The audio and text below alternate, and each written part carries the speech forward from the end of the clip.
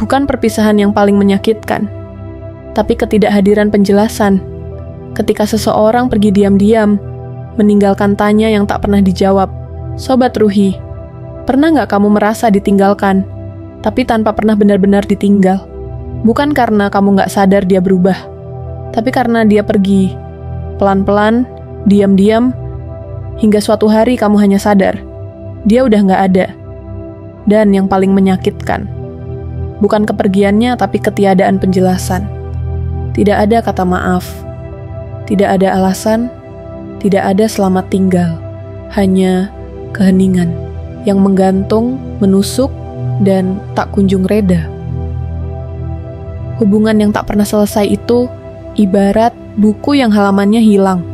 Kamu tahu ceritanya belum tamat, tapi kamu juga nggak bisa melanjutkannya. Ada orang yang kita sayangi, kita rawat hubungannya. Kita beri waktu, tenaga, perasaan. Tapi tiba-tiba, dia berhenti. Tanpa penjelasan, tanpa permisi. Seolah apa yang pernah ada itu nggak pernah penting baginya.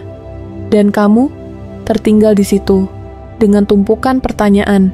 Apa salahku? Kenapa dia berubah? Apa aku nggak cukup baik? Padahal, kamu hanya ingin satu hal, penjelasan. Fenomena ini bukan hal baru. Kita mengenalnya sebagai ghosting. Tapi lebih dari sekadar tidak membalas pesan, ini adalah bentuk penolakan diam-diam. Ghosting adalah kekerasan yang sunyi. Meninggalkan seseorang tanpa kata adalah bentuk dari emotional abandonment.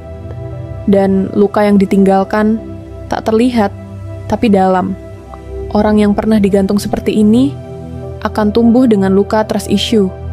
Dia mulai curiga terhadap cinta. Mereka mulai takut membuka diri. Dan akhirnya, mereka belajar menyendiri. Bukan karena nyaman, tapi karena takut kecewa lagi. Pertanyaannya, kenapa ada orang yang pergi tanpa pamit? Jawabannya bisa beragam. 1. Mereka tidak tahu caranya menghadapi konflik. Mereka lebih memilih kabur daripada berterus terang. 2. Mereka takut terlihat jahat. Ironisnya, mereka justru lebih menyakiti dengan diam. 3. Atau, mereka memang tidak cukup peduli. Sebuah kenyataan pahit yang harus kita terima meski berat. Tapi sekarang pertanyaannya, bagaimana kita bisa move on dari perpisahan yang gak pernah dijelaskan? Caranya 1. Belajar memaafkan, meski tidak mendapat permintaan maaf. Ini bukan tentang dia, tapi tentang kamu.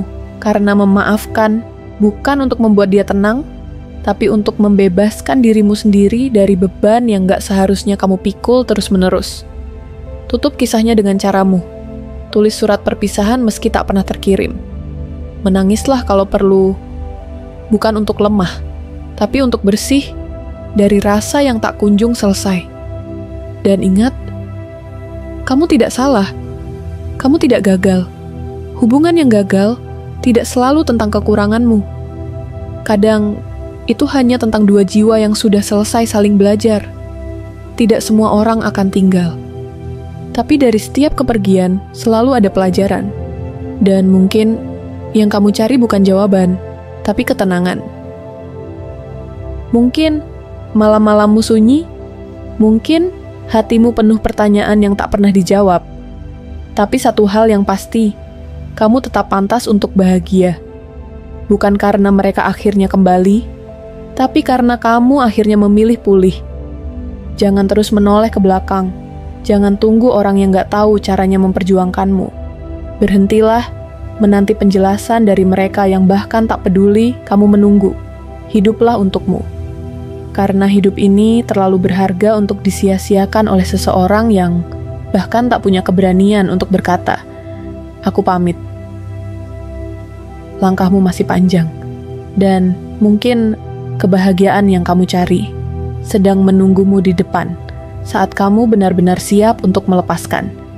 Terima kasih sudah mendengarkan. Semoga hari ini jadi awal baru untuk hatimu yang sedang belajar ikhlas.